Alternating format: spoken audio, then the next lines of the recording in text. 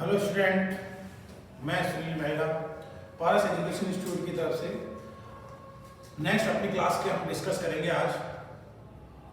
कल हमने बात की थी इलेक्ट्रॉन की खोज कैसे हो रही थी, कैथोड की खोज कैसे हो रही थी, जे थॉमसन ने उसके बारे में बताया था। आज हम बात करेंगे कैथोड के बाद में जो दूसरी अपनी एनोड की खोज हुई थी उसके ऊपर डिस्कस करेंगे। बात करते हैं एनोड की खोज। एनोड की खोज देखें, क्योंकि जब पहले की बात करें हम उस टाइम परमाणु की बात, डाल्टनिकल बात की थी हमने, भाई परमाणु की खोज डाल्टन ने की थी। डाल्टन ने कहा था कि परमाणु एक अविभाज्य कण होता है, ठीक है, अविभाज्य कण होता है। उसके बाद में इलेक्ट्रॉन की खोज हुई तो उसकी थ्योरी बिल्कुल गलत हो चुकी थी। अब जब एनोड की बात आई कि भैया कल हमने कहा था कि ध्यान में, तो आपको हमने विसर्जन नलिका बनाई थी। किसने दी थी, ध्यान है?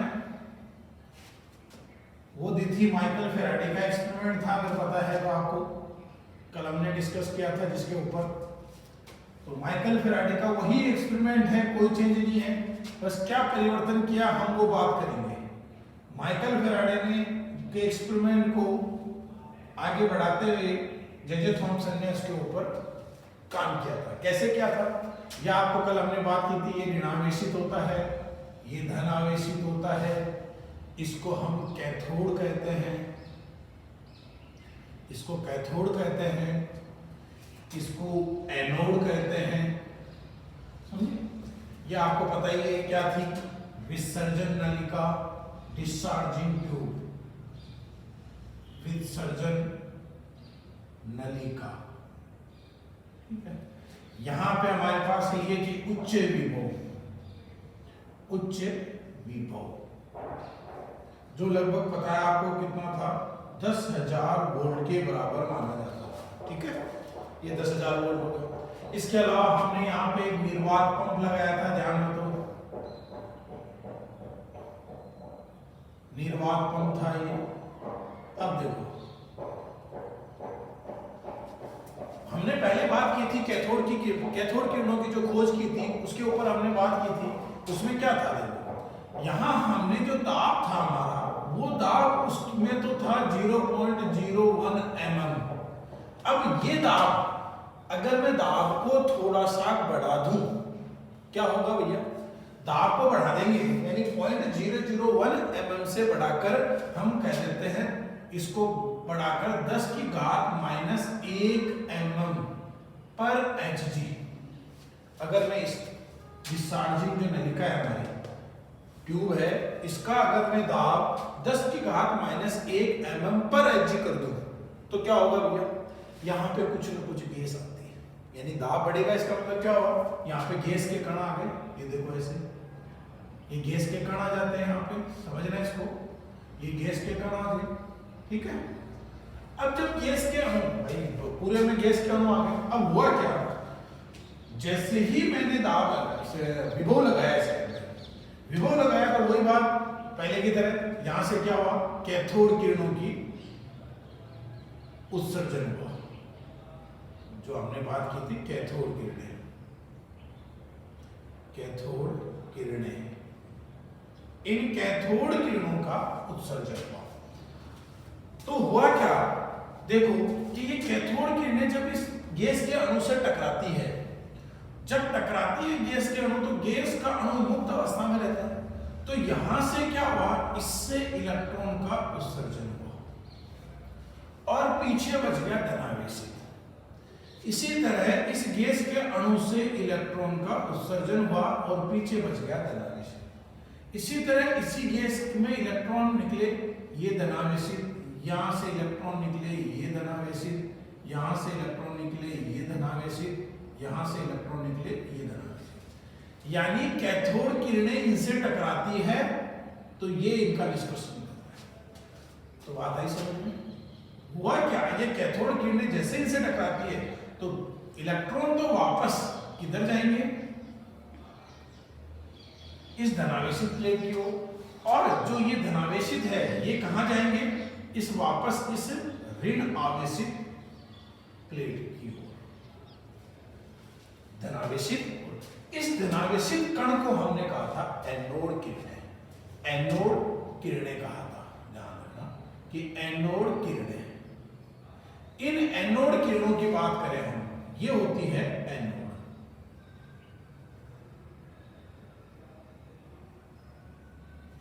एनोड किरणें, देखो ध्यान रखना, कैथोड किरणें चाहे कुछ भी हो, धातु की, पदार्थ हो, गैस हो, कैथोड से हमेशा कैथोड किरणें ही निकलेगी।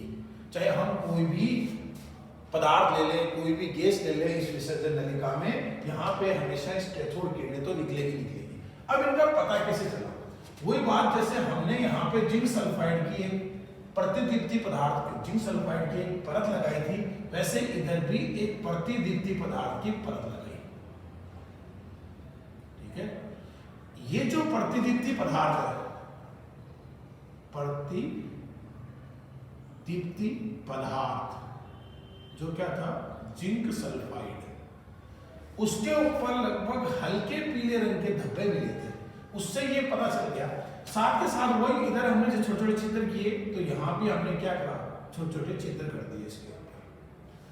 ठीक है, इस छोटे छोटे चित्र के बाद ये एक तरह से केनाल के रूप में हो गया, एक तरह से, यानी यहाँ किरणें आई। केनाल क्या होती है? एक नलिका, यानी केनाल का मतलब समझते हो कि जब किसी गुफा टाइप की होती है, यानी रास्ता होता है एक तरह से।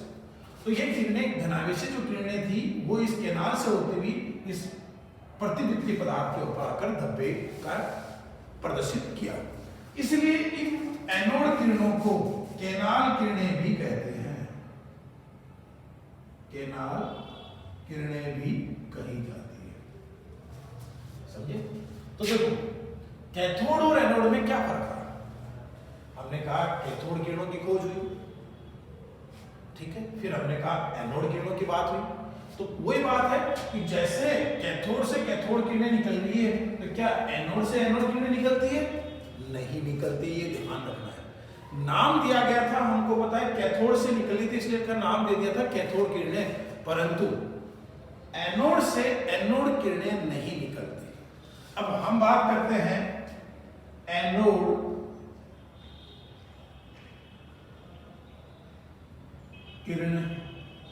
किरणों के गुण।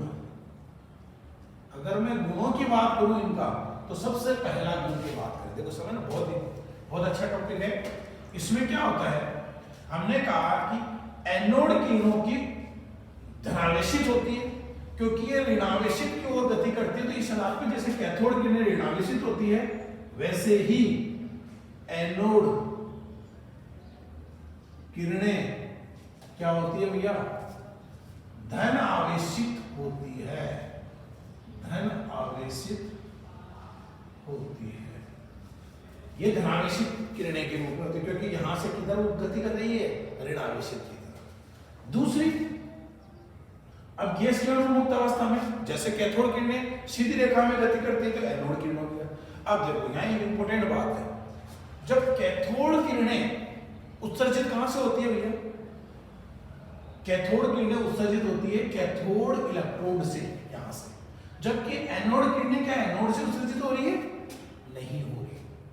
एनोड किरणें कहां से हो रही है कि समझना इसको, जैसे ये नलिका थी, इलेक्ट्रोड है, इनमें ये गैस के अणु है, यहां से कैथोड, ये कैथोड है हमारी, यानी कैथोड हो गई हमारी ऋणावेशित, ये एनोड हो गई हमारी धनावेशित। ठीक है, अब क्या होगा, जैसे कैथोड किरणें यहाँ से इलेक्ट्रॉन बाहर निकला, ये धनावेशित, यहाँ इलेक्ट्रॉन बाहर निकला, ये धनावेशित, यहाँ से इलेक्ट्रॉन बाहर निकला, ये इलेक्ट्रॉन इधर चला गया, ये धनावेशित, इसकी विपरीत आया, ध्यान बताओ, ये धनावेशित। तो गैस के अणुओं से एनोड किरणों की उत्पत्ति होती है। तो कहा जाता है जो एनोड होता है, एनोड किरणें, एनोड किरणों की उत्पत्ति कहां से होती है? गैस के अणुओं द्वारा,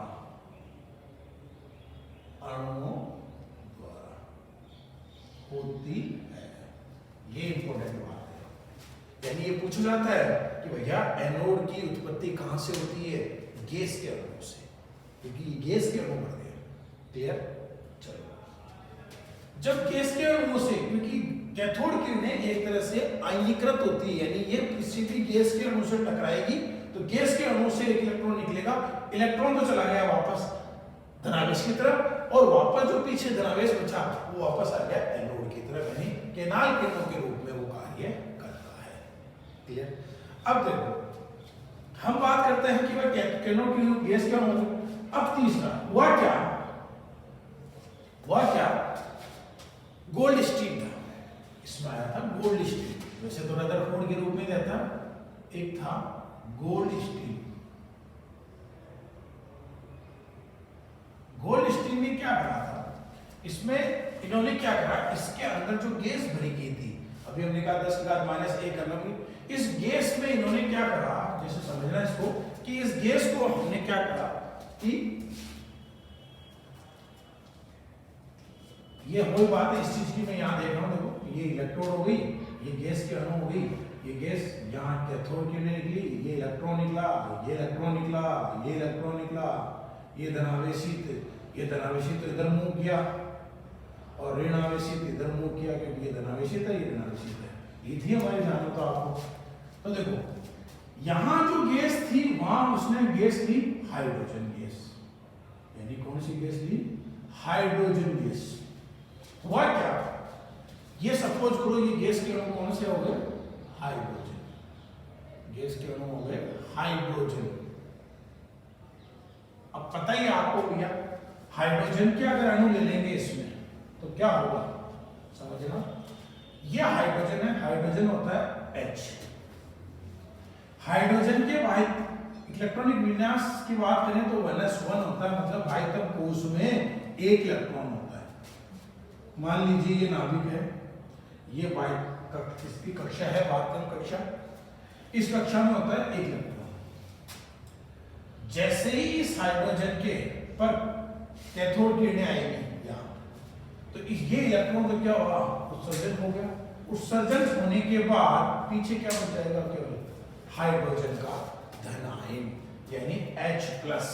हाइड्रोजन से एक इलेक्ट्रॉन निकलेगा तो क्या हो जाएगा, H+ का निर्माण होगा। तो कहने का मतलब ये H+ आएंगे, क्योंकि इसके नाभिक में, ध्यान रखना उस टाइम जैसे नाभिक की खोज हुई थी तो उस नाभिक में प्रोटॉन की बात नहीं, जो बाद में हुई थी बात, कि नाभिक हुआ कि इसमें प्रोटॉनों की संख्या कितनी होती है, जितने इलेक्ट्रॉन होते हैं उतने प्रोटॉन होते हैं। तो इसमें प्रोटॉनों की संख्या, जो प्रोटॉन होता है वो एक होता है, तो इसका मतलब H+ किसके बराबर होता है, एक प्रोटॉन के बराबर, क्योंकि उसके अंदर उस वक्त न्यूट्रॉन के बारे में बात ही नहीं थी, तो इसके अंदर कहते हैं नाभिक के अंदर प्रोटॉन होता है। ठीक है, तो कहने का मतलब H किसमें बदल गया, H+ में। तो ये H+ किधर गति किया, तो इस H+ को ही आगे प्रोटॉन कहा गया। इस H+ को क्या कहा था, प्रोटॉन कहा गया था। तो एनोड किरणों से ही प्रोटॉन की खोज हुई थी, गोल्ड स्टील ने इसकी खोज की थी। देखो हमने कहा कि H+ आयन यानी विसर्जन नलिका में यदि गैस हाइड्रोजन है तो ही हम उस हाइड्रोजन युक्त विसर्जन नलिका से उत्सर्जित केनाल किरणें या एनोड किरणों को ही प्रोटॉन कहते हैं। अब यहाँ सबसे बड़ी अच्छी बात क्या है, देखो क्या मैं नाइट्रोजन ले लूं तो नाइट्रोजन के वाहितम कोश से एक इलेक्ट्रॉन निकल जाएगा, नाइट्रोजन का नाभिक बचेगा, क्या वो प्रोटॉन कहलाएगा, नहीं। प्रोटॉन तभी कहलाता है जब विसर्जन नलिका में हाइड्रोजन गैस ली जाती है। तो क्या कहेंगे हम कि विसर्जन नलिका में यदि हाइड्रोजन गैस है तो एनोड से निकलने वाली जो किरणें, यानी गैस से परमाणु जो निकलने वाली किरणें हैं, जिनको हम कहते हैं एनोड किरणें या केनाल किरणें, उन केनाल किरणों को ही हम क्या कहते हैं, प्रोटॉन कहते हैं। बार बार कह रहा हूं वापस कि यहाँ पे हाइड्रोजन गैस होना जरूरी है। अगर हाइड्रोजन गैस नहीं है तो कोई दूसरी चीज है तो भैया ये नहीं होगी, प्रोटॉन नहीं कहलाएगा। प्रोटॉन तभी कहलाएगा जब यहाँ गैस भरी हुई गैस क्या हो, हाइड्रोजन गैस। बोलो कोई समस्या, चलिए आगे चलो। इसमें क्या कहते हैं, तो क्या क्या करेंगे कि भैया कि विसर्जन नलिका में, जो विसर्जन नलिका है हमारी, विसर्जन नलिका में हाइड्रोजन गैस हो तो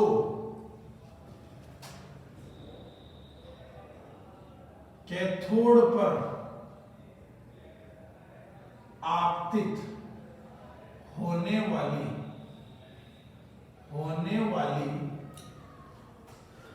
एनोड किरणें या केनाल किरणें, यानी एनोड किरणों की हम केनाल किरणें कहते हैं, किरणों को ही प्रोटॉन कहते हैं। प्रोटॉन कहते हैं, समझे? प्रोटॉन कब कहेंगे? जब ये विसर्जन नलिका में हाइड्रोजन गैस होती हो। क्लियर?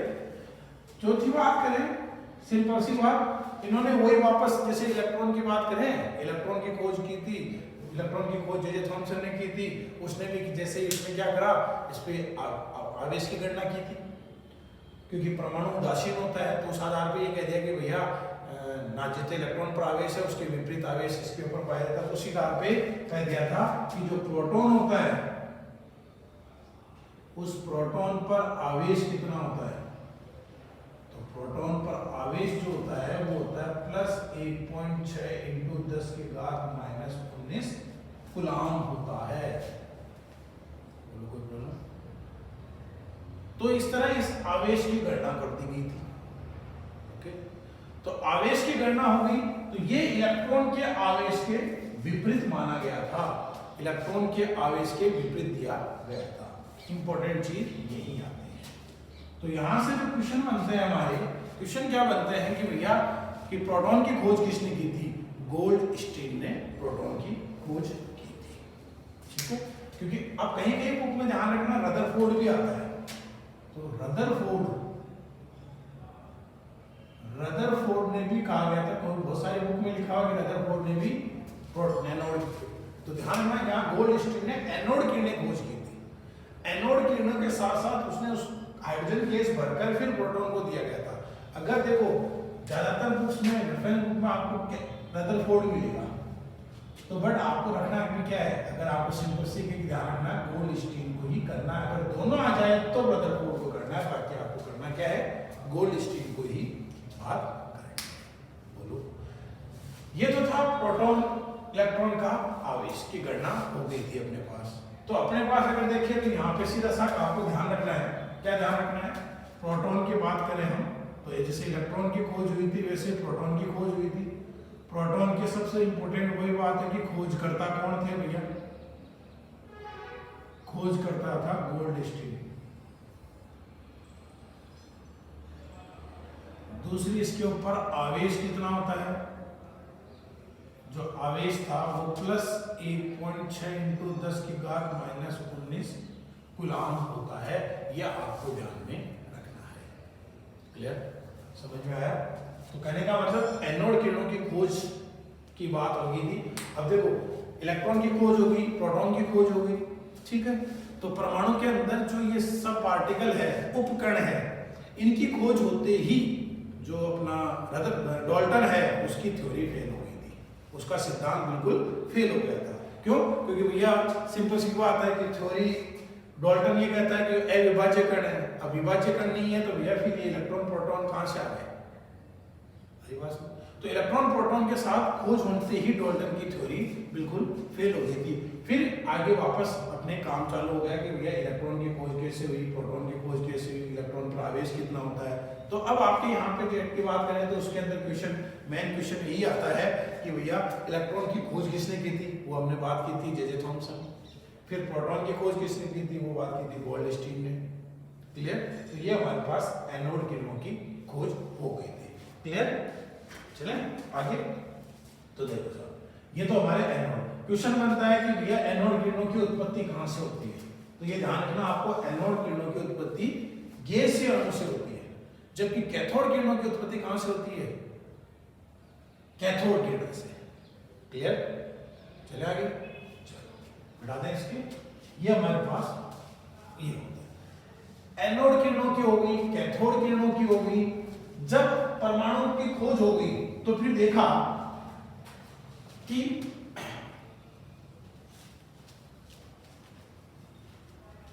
कोई द्रव्यमान लिया था परमाणु का द्रव्यमान निकाला। ये द्रव्यमान निकाला परमाणु का कि भैया कैसे हो, समझना बहुत इंपॉर्टेंट चीज है।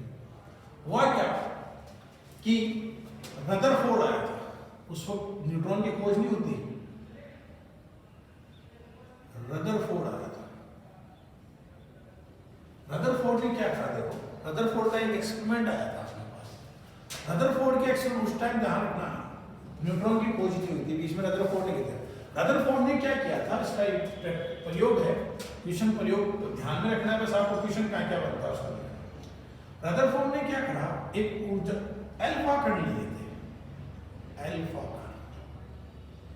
अब ये अल्फा कण लेकर उसने क्या करा, इस अल्फा कणों के स्रोत से एक गोल्ड की सिंपल एक परत ली थी, एयू की, स्वर्ण पत्र, स्वर्ण पत्र लिया, उसके ऊपर अल्फा कणों की बौछार कराई। क्या कराई, अल्फा कणों की बौछार कराई। अभी प्रैक्टिकल कोई नहीं पूछेगा आपको भैया, जैसे तो पढ़ा हुआ आपकी छोटी क्लासों में, पर आपको इसमें ध्यान रखना है कि भैया क्या मेन क्वेश्चन कहां से होता है। हुआ क्या, पहले बात अल्फा कण होते क्या है ये देख लो आप। अल्फा कण हीलियम होता है, हीलियम परमाणु जो होता है, हीलियम के बाह्यतम कोश में 2 इलेक्ट्रॉन होते हैं। तो जैसे ये नाभिक है, इसके बाह्यतम कोश ये है, इसमें 2 इलेक्ट्रॉन है। अगर मैं इन दोनों इलेक्ट्रॉन को बाहर निकाल दूं तो मेरे पास बनता है He। एक इलेक्ट्रॉन निकालूंगा 1+, दूसरा इलेक्ट्रॉन निकालूंगा 2+। तो हीलियम के अंदर 2+ होता है, हीलियम 2+ होता है, उसी को हम कहते हैं अल्फा कण। तो कोई पूछे भैया अल्फा कण क्या होता है, तो यहां से पूछता है अल्फा कण क्या होता है, हीलियम का द्विधनायन, हीलियम का द्विधनायन क्या होता है, अल्फा कण होता है। अब इस अल्फा कणों को इस गोल्ड पे परत पे क्या करा, उन्होंने बौछार की तो उन्होंने प्रेक्षण देखे। प्रेक्षण का मतलब प्रयोग, जो भी प्रयोग करते हैं उसमें हो क्या रहा है, उसके 3 मुख्य प्रेक्षण आए थे। 3 मुख्य प्रेक्षण क्या थे, पहला प्रेक्षण कि अधिकतम अल्फा कण सीधे पारगमित हो गए, पारगमित हो जाते हैं, ये यानी 3 प्रेक्षण थे इसके। पहला प्रेक्षण ये था। दूसरा प्रेक्षण कि कुछ कण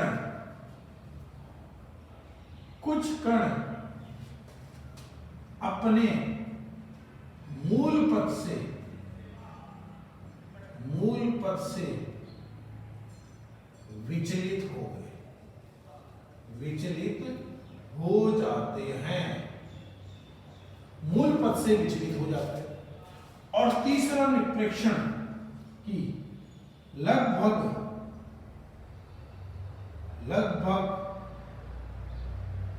20,000 कणों में से एक कण अपने मूल पद से 180 डिग्री पर विमुख हो जाता है। समझे क्या हुआ कि अधिकतम भाग तो सीधा निकल गया, कुछ कण अपने मूल पथ पे गए और विचलित हो गए।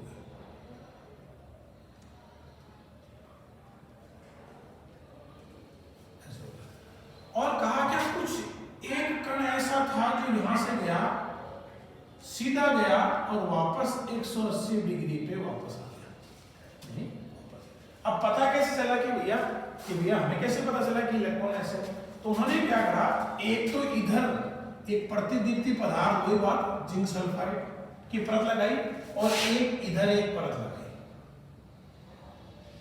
जिसको कहते हैं जिंक सल्फाइड। तो इस जिंक सल्फाइड पर धब्बे मिले थे। इसमें तो मिला था सिंपल एक यहाँ बीच में, जबकि इसके ऊपर यहाँ अलग अलग कोणों के ऊपर धब्बे मिले। तो ये निष्कर्ष निकला, तो ये प्रेक्षण निकला। इस परीक्षण के आधार पे इसके निष्कर्ष निकले। पहला परीक्षण था ये था, उसका निष्कर्ष क्या निकला कि परमाणु का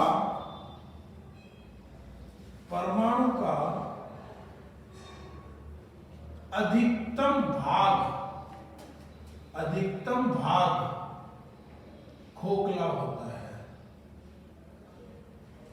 क्या होता है? खोखला होता है। ठीक है, यानी खाली होता है। खाली था तभी यहां से निकल गए सारे कण।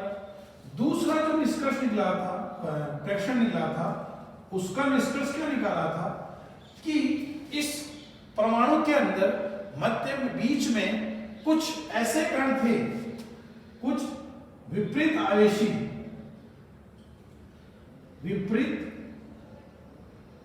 आवेशी कण पाए जाते हैं। वह क्या कि इनके मध्य कोई धनावेशित है, विपरीत कण थे, उनसे टकराया और अपने पथ से निकल गए। यानी कुछ न कुछ ऐसे कण थे यहाँ पे कि जिनसे ये टकराता है और अपने पथ से विचलित हो जाता है। और वो आवेशित थे, क्या थे, वो आगे की बात थी, परंतु यानी कुछ कण पाए जाते थे। तीसरा निष्कर्ष था, प्रेक्षण था, उसका निष्कर्ष क्या निकला कि जब एक कण यहां से सीधा आया और टकराकर वापस चला गया, इस आधार पर निष्कर्ष क्या निकला कि परमाणु के केंद्र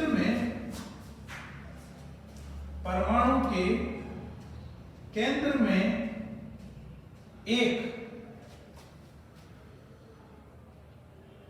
भाग होता है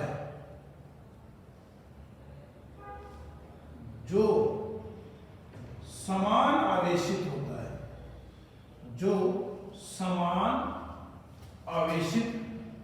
होता है, समान आवेशित होता है, जिसे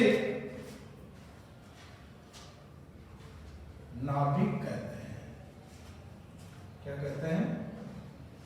नाभिक कहते हैं।